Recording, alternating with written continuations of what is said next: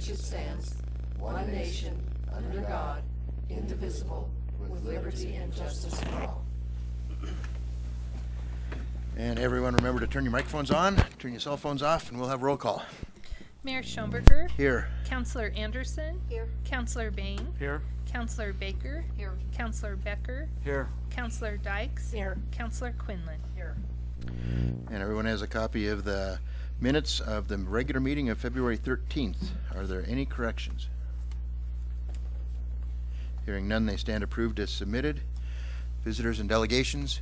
It's nice to have the scouts here, but we'll talk later. Thanks. Management, there is none. Finance. I make a motion that we approve disbursements and payroll from February 13th through the 27th of 2017 totaling $203,977.18. Second. Motion and second. Any discussion? Roll call vote. Mayor Schomburger. Yes. Councilor Anderson. Yes. Councilor Bain. Yes. Councilor Baker. Yes. Councilor Becker. Yes. Councilor Dykes. Yes. Councilor Quinlan. Yes. Staff reports. Finance. Joanne. I have 2 items this evening. One is to let council know that, as you may recall, during the budget, we had talked that we would pursue and look into possibly increasing the rates for the wastewater treatment plant.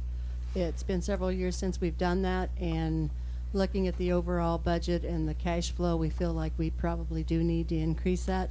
So Dale and I will be reviewing that over the next couple weeks, and the next time we have our council meeting, you'll see that on a work session for us to talk to council about what we feel would be an appropriate increase.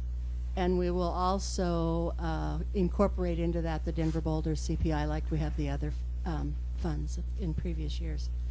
The other item I have to discuss is that the trash truck, when it came in, it was I want to say about $40,000 less than what we had budgeted. Our cash balance was actually higher than what we had anticipated. And so after reviewing that trash fund, Monty and I have talked, and at this time we are not going to go out and get a loan for the trash fund for that trash truck. We're going to wait, and if we need to do that, we can still do it towards the end of the year, but we're going to see how the year goes with a new rate increase from the Denver Boulder CPI and those types of things, and how other expenses go before we go out and do something like that and try to save the interest money.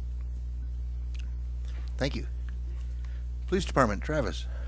Mine is not as fun as the Denver Boulder CPI. I can tell you that.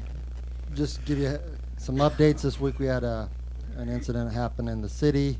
There's a brief barricade suspect on a domestic violence. Mux is doing his job, because as soon as we said we're sending the dog in, he decided he didn't want to play no longer, so he decided to give up, and he was arrested on felony charges. Mux assisted State Patrol again today, and he was successful in that search. In June, we're going to try to start something that's probably never been done here. All the agencies in Morgan County is going to get together and do a public safety day. We'll offer hot dogs and chips, and then display everything we have, and that'll be a good time for people to sign up for animal licensing and the Yellow Dot program that we've incorporated, as well as whatever other agencies have with the fire department and so on and so forth. And then lastly, we talked how we've been using the 1033 program quite a bit, and we've got 3 of these items that are very beneficial to not only us but to the county, and it's a Mark IV robot. And Lieutenant Hardy's going to kind of give a brief discussion about what it is and demonstrate it real quick. It's got a video camera on it. We can record incidents. We can traverse it around houses, inside houses. It can carry a small payload. If we had to take a phone in to a suspect's house, or look for a potential bomb or something to that effect. And we've got 3 of these. They're from the military, given to law enforcement, and they're about $10,000 a piece. Do you want to say anything else about it?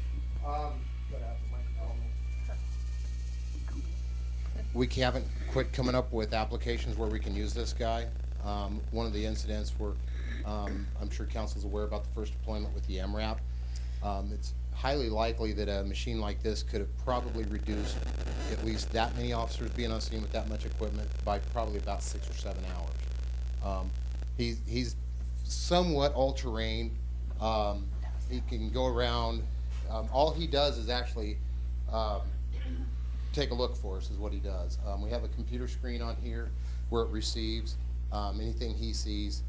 We see back here. And this is the older of the three, but he's the easiest to set up because the other one comes with a laptop and bigger antennas, so it's a little harder to set it up in here. So the other two have higher resolution cameras and stuff. The machines look almost identical, but the controllers are a lot different. But we can do pretty much whatever we want with him. We can take him in, look around, see any threats. It really helps us with when we're having to assess a scene before we throw in like SWAT or anything. We can actually have a hands-on. It's as good as a hands-on look almost, and real beneficial. It's a huge officer safety asset because instead of sending people up, we can just send a machine that, quite honestly, if something devastating happens to the machine, we call Department of Defense and send it back, and they send us another one.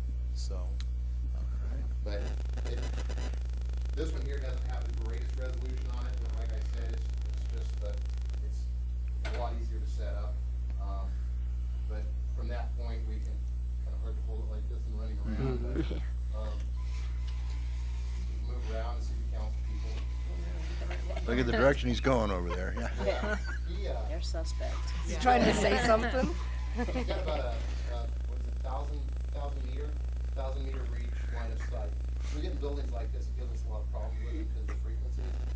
Like this building's mostly concrete and steel, but pretty simple to run, actually, and that's basically what he does. It takes a look for us, or we can using. There's been so many applications where having something that can benefits transport medical equipment into a scene that's really bad.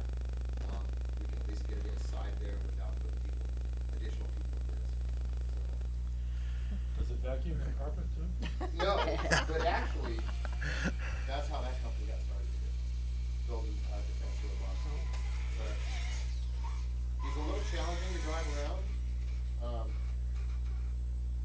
When you're looking at him, he's about like driving a toy. When you're trying to do it just through the camera, it's a whole different story. You don't have points of reference like you do driving a car. All you see is where you're going, but it's hard to tell exactly where you're at, etc. So. What's the battery, how long does the battery last if you put him in? The battery's looking to last in this guy for up around 4 hours. Oh, okay.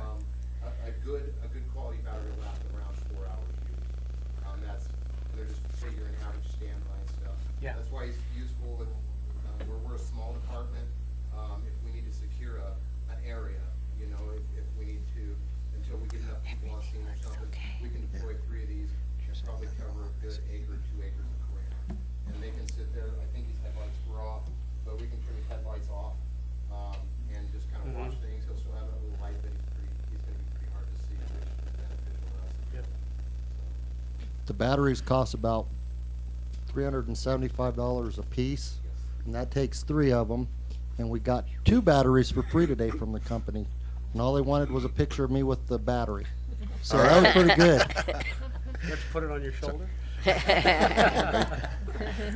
So that's my report. You're saying you're going to be obsolete and be replaced by a robot pretty soon, is that right? Oh, okay. All right. That's a much better report, though. Andrea, City Clerk. The only thing I need from all of you either tonight or tomorrow is just let me know if you want to go to the CML conference. I've heard I need to hear from Marlene, Heath, and Janine, because we'll need to get those reservations done. So either let me know tonight or tomorrow and I'll make your reservations.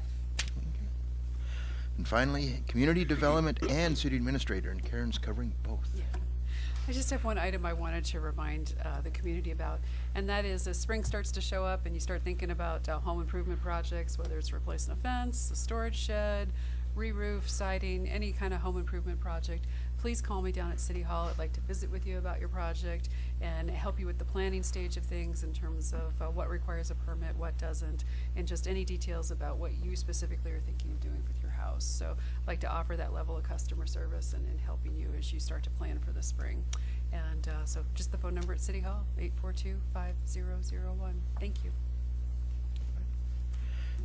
Any council reports? Concerns?